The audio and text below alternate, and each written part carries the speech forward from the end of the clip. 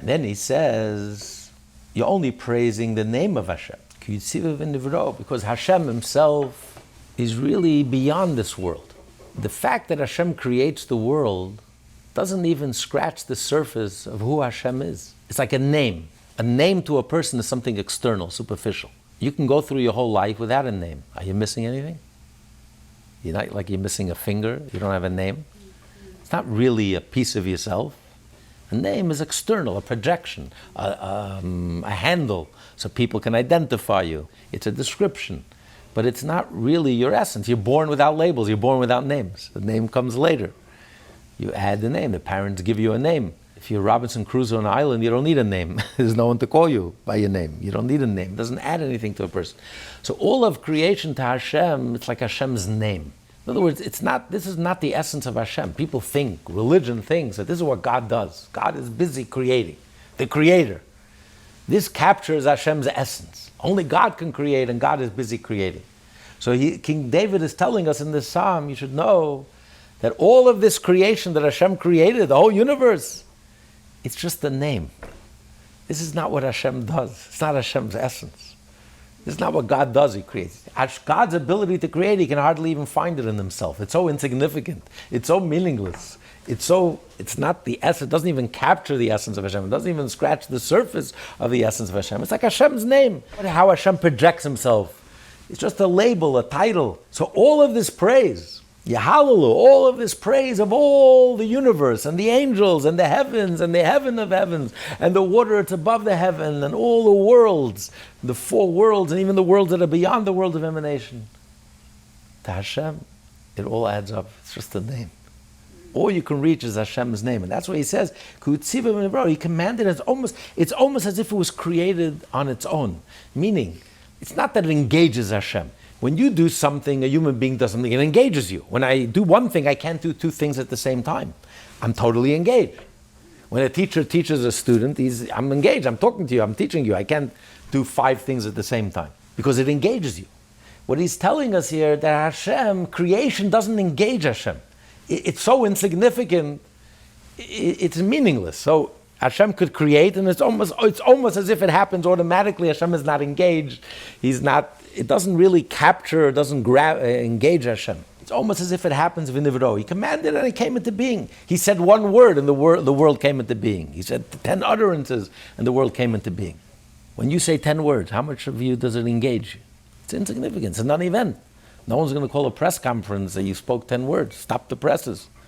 Big news. Who cares? I mean, everyone speaks 10 words, and we could speak infinite amount of words potentially, and what are 10 words? It's nothing. It's a meaningless, insignificant event. The whole of creation to Hashem is a meaningless, insignificant event. And then he says, Vayamidim la'ad lo'ilam. He established them forever. In other words, how do we know Hashem? Because one way we know Hashem is if he creates an open miracle, an obvious miracle. If he splits the sea, you know Hashem. You experience a miracle in your life, something unusual, something that can happen naturally. The doctors say the patient is going to die, and miraculously the patient outlives his doctors. You see the hand of Hashem. So of course you see Hashem. But how do you see Hashem in the course of our daily lives? When everything is happening naturally. There are no miracles. Where do you see Hashem? So King David says in the Psalm, you know where you see Hashem? You see Hashem in the fact that he established them forever. See, by nature, everything that begins has to end. If it has a beginning, it has to have an ending. Because if it has a beginning, that means it's finite, it's limited. And as you progress, you get weaker and weaker. A person doesn't just die. You don't just come to an end. If you're born, if you're created, if you have a beginning, you have to have an end. It's just the nature of things. That's why at the beginning things are very powerful. When you start something, there's a surge of energy, there's excitement, and as you continue, it dies down. The energy dies out, the passion dies out, it dies out. You know, you start a project, you're all excited, and then with time, it grows old, it ages, and then it dies. Everything in this world dies. People, nations, civilizations. And that's the way, that's the natural course of this world. And if it dies, it means right away at the beginning it starts dying. And yet we find something special, a phenomenon which makes no sense. The heavenly bodies, the sun, is just as powerful today as it was 5,784 years ago. There's no diminishing. It doesn't die out. Just as powerful today. It's like this inexhaustible energy that just doesn't die. It just recreates and just as fresh today as it was yesterday and 2 days ago. And that's true with the heavenly bodies. But even on earth, we have this phenomenon. Yes, everyone dies, but this species goes on forever because our ancestors continue to live through us, because you give birth and therefore, and they give birth, and this can go on forever and ever. The tree has fruits, the seeds, you plant those seeds, gives another tree, the tree dies, but the seeds continue, and another tree, and goes on and on and on and on. Renewable energy goes on and on and on. It's eternal. It makes no sense. How could something finite be eternal? And that's the reason for the Kaddish. The reason for the Kaddish is, the first year, the children have to say Kaddish. The sons say Kaddish for their father or their mother. Only children say Kaddish for their parents. So what is the idea of the Kaddish? Because for the soul, coming to heaven is a big adjustment, because in heaven the soul discovers a new reality. The soul experiences eternity. The soul will never die. The soul never grows old. The soul never gets sick. The soul doesn't become poor. The soul doesn't suffer. The soul lives on forever and ever. It's a big adjustment. We're coming from a world where the person aged, the person died, and suddenly you're coming to a new reality where you live forever. It takes a year to readjust to that new reality. But then the soul also realizes part of its eternity, it's not only the soul itself is eternal and doesn't die, like the angels are eternal, but through the children. The soul experiences eternity through the children. The children are also a piece of eternity. The person continues to live in this world through his children, and the children potentially could have children, and so therefore he can continue living, going on forever and ever. Not like the sun, that the sun itself, the physical sun, remains forever and ever, and doesn't grow weaker, and is sustainable, and is just as strong and just as powerful today as it was 5,000 yesterday and the day before, and 5,784 years ago when it was first created. But that even in the physical world, the species, you could continue to live forever physically. Abraham and Sarah, Isaac and Rebekah, Yaakov, Rachel and Leah continue to live through us. They're physically still alive 3,800 years later. Their seed, their progeny, continues to live. Every Jew is a biological child, descendant of Abraham, Isaac, and Jacob, Sarah, Rachel, and Leah. So therefore, when the soul is celebrating its eternity and really being elevated to a level of eternity, it's essential. The children are part of that journey. The children are saying Kaddish. The children are part of that elevation because they are part of that eternity of the soul, of the father, of the parent, the father or mother. So it makes no sense. How is it possible? How could something finite, you can't create what you don't have. How could something finite create something infinite? How could a human being create a child that will live on forever and ever, that can recreate? How does the tree and the animals give off a seed that will recreate and could recreate forever and ever and ever? And the first animal and their offsprings until today, it continues. It goes on. The DNA, it goes on and on and on, forever and ever. It's eternal. It makes no sense. How could something physical and finite be eternal? How could the sun, which is physical, all the heavenly bodies, be eternal and be just as strong and renewable and powerful today as it was the first moment? So the truth is, it makes absolutely no sense. It can't be. So how is it possible? The answer is it's not possible. This is an expression of Hashem's infinity. Only Hashem, who's infinite, gives this power within the heavenly bodies. And Hashem, who's infinite, gives this power within the species. that the species could continue, could renew itself and continue forever and ever and ever and ever. And not only doesn't it get weaker, it's constantly renewing itself. So if you think about it, for a few seconds, a few moments, 3.5 seconds, you realize, you see Hashem, even without seeing miracles. Just looking at the world where Hashem created the world, I see an expression of Hashem's infinity. That it doesn't change, it's eternal, the rules and laws doesn't change. You can always recreate it, and it's constant and continuous. This is an expression of something that's infinite, that it never grows weaker, and it always works, and it's always continuous, and you can always recreate these laws and rules of nature. It's really an expression of godliness. It's an expression of the infinite. So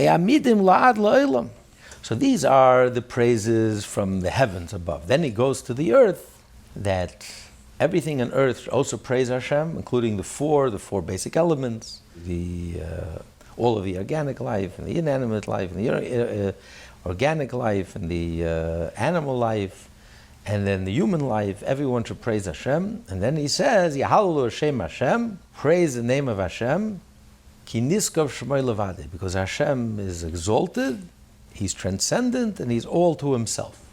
Question is, and how could you praise Hashem? You could only praise something that you understand. If you have a grasp, if you have a sense, then you can praise. But if you're saying in the same breath that Hashem is exalted and transcendent and is beyond my grasp, and Hashem is alone, how can I possibly praise? So the verse is actually saying two things. The first half of the verse is, Hallelu Hashem Hashem. All we can praise is only the name of Hashem. The name of Hashem, which is Hashem's projection. Versus Hashem's name is alone, is transcendent. Just like, to use an analogy, a human being. You have two names. You have a personal name. Your personal name characterizes you. It's your name. It defines you. Then I have my name that's projected on something outside of me. A house. You buy a house. Everyone knows, okay, this is Beryl Schmedel's house. This is Sarah's house. So your name is projected on this home. This is your car. This is your animal. This is your business. It's your name, but it's external. It's your name projected on something external. Then you have your personal name, which reflects you, reflects who you are, your personality, your character. So it's two different aspects to a name. There's a name, the way it's projected externally, and then there is a name, the way it's more personal. For example, there's a name which is there to reveal something to someone else. Then you have a revelation that's not for someone else. It's a self-revelation. For example, the apple. The color of the apple tells me something about the apple. Is it a sour apple? Is it a sweet apple? But it's not meant to impress anyone else. This is just the apple itself reveals itself. When a person, when you innovate, you have a brilliant breakthrough, you have a creative breakthrough, you understand something that you've been working on for the longest time, and suddenly, and your face lights up. It's a projection, but it's not for anyone else. I'm not here to impress anyone else. It's a self-revelation. Because I am revealing myself. I'm revealing that wow, what's going on inside of me. I just had the big breakthrough. Einstein just figured out the theory of relativity. His face is beaming. His face is shining. It's for himself. It's not for anyone else. Not for public consumption. It's just for himself. A self-revelation. So there is a revelation of Hashem for Himself, where Hashem is transcendent, Hashem is alone. It's just a self-revelation. It's the light of Hashem revealing Himself. Versus where Hashem projects Himself to create the external world, to create something outside of Himself. Like a person projecting his name on your house, on your car, on your business, something outside of yourself. What does that mean? The Alter Rebbe once asked one of his Hasidim, Moshe Velenker, who came into a private audience. He says, Moshe, tell me, what is the essence of Hashem? He didn't respond. He says, tell me, what is the essence of Hashem? Again, he asked a third time. He didn't respond. Alter Rebbe says, I'll tell you. To say what the essence of Hashem is, no one could say. We don't know. You can't. The moment you say something, it's already not true to the essence of Hashem. But what you could say, that the essence of Hashem is that there is no other reality besides Hashem. He is the only thing that exists. Hashem is the only true reality. And nothing exists besides Hashem. There is absolutely nothing besides Hashem. That is the essence of Hashem. So this would be like the explanation, Hashem's inner name, his personal name, which is transcendent, which is he alone. In other words, this is the light of Hashem that reveals that all there is Hashem. There is absolutely nothing besides Hashem. So it's a personal revelation, a self-revelation. The world there doesn't exist. There's nothing to illuminate. There's nothing outside of Hashem. So all the praises of Hashem, of all of Hashem's created beings in the whole universe, this could only reach the external name of Hashem. The light of Hashem that's projected to create something outside of Hashem, where there is an existence outside of Hashem. But this existence is unified with Hashem, or this existence is completely swallowed up within Hashem, or this existence appreciates that Hashem, they're just a projection of Hashem, or they're carrying out Hashem's wish, desire. And then he continued. Alter Rebbe asked, Moshe, what is a Jew? Again, he was silent. He asked a second time and a third time. Silence. The Rebbe says, a Jew knows the essence of Hashem. A Jew knows that there is no other reality besides Hashem. There's no other created being in the universe. There's nothing in the universe that can truly appreciate that there is nothing besides Hashem. All there is Hashem. Because the fact that there is a being, by definition, means there's an entity. There's Hashem and there's an entity. There could be love Hashem, that could praise Hashem, that wants to come close to Hashem, that is close to Hashem. But to say that nothing exists besides Hashem, that's the essence of a Jew. A Jew knows this truth with every fiber of our being and every bone in our body and our guts and our kishkis, that there is nothing besides Hashem. And that's what we thrive on, that's what we live for, that's what excites us, that's what inspires us. And that's what he concludes in the verse. Hashem's projection, all of heaven and earth and heaven, it's just a reflection of Hashem. It's just his ray of Hashem. This is not really Hashem's essence. But the Jewish people, Vayorim keren liyamai, he elevates, this is the last verse in the Psalm, he raises the glory of his people, because this is his people. Tilal Hasidah, this is a praise for his Hasidim, Livnei Yisrael, to the children of Israel. Am Kareve, we are his close nation. Hashem drew us close to him. Hallelukah, praise Hashem. In other words, the Jew is the keren. The whole world is just a ray, it's just a projection. But the Jew is keren, is the principle. Keren also means in Hebrew, corner. Corner is very interesting.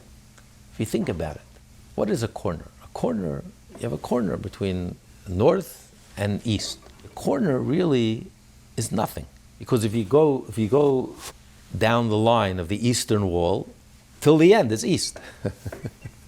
If you go north down the line till the end, it's north. So where exactly is the corner? What exactly is the corner? It's either north or it's east. The corner is nothing. There's no entity. It's like you say midnight. There is no moment of midnight. Up until midnight is before midnight. A moment later is already after midnight. It's like a corner. There's no entity. There's nothing. And because it's nothing, that's why it's able to connect two opposites. North and east, before midnight, after midnight, because it's nothing. But that nothing is really the essence, is really the principle. Because the whole world is something from nothing. The nothing, what we call nothing, is really Hashem. That is the essence. So the whole world is just connected to Hashem's projection, but the Jew is connected to that nothingness, which is the principle, which is Hashem himself. Because we are the nation, his nation that's close to him. And that's why, Hallelukah, we have the power. When we praise Hashem, we have the power. We are the conductor. We have the power to orchestrate the whole world, to get the whole world to join in this harmony, this harmonious orchestra. And we are the ones who have the ability to transform the whole world until when all the nations of the world, everyone, there won't be a single point in this universe, a single consciousness that won't be plugged in and connected and consciously feel the reality of Hashem and sing Hashem's praises.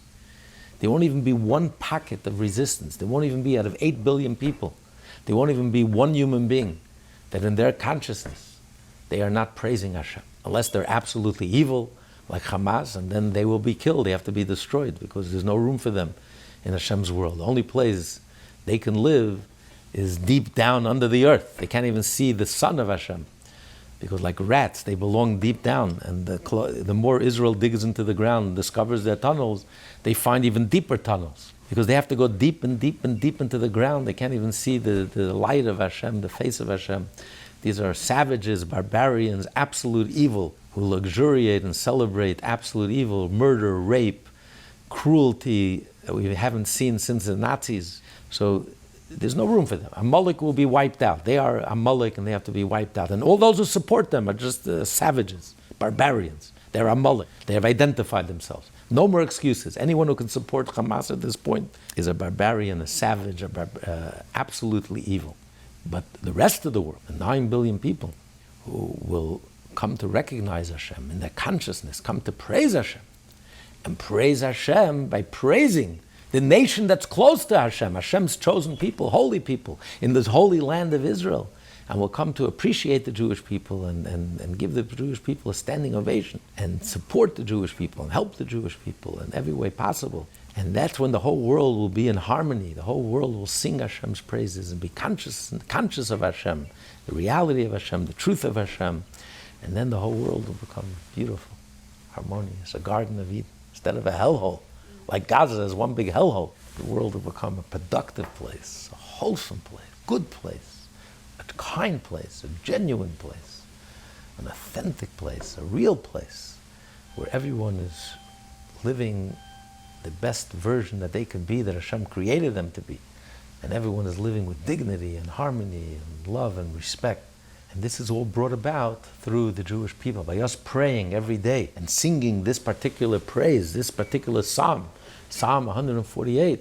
This is what activates, and this is what triggers, and this is what causes the whole world. Right now it's only the angels in the heavens and the heavenly abodes, and all the worlds and the worlds even beyond the world of emanation. All the worlds are praising Hashem and the Jewish people. But imminently, this will reach the entire world. There won't be a single human being who will be left behind, who will be excluded from this orchestra, from this concert, from this choir. Everyone will be part of this choir and part of this orchestra, and will sing Hashem's praises, because it will be a new world that only the Jew can really introduce, not just to recreate what was created constantly, continuously, but create a new reality.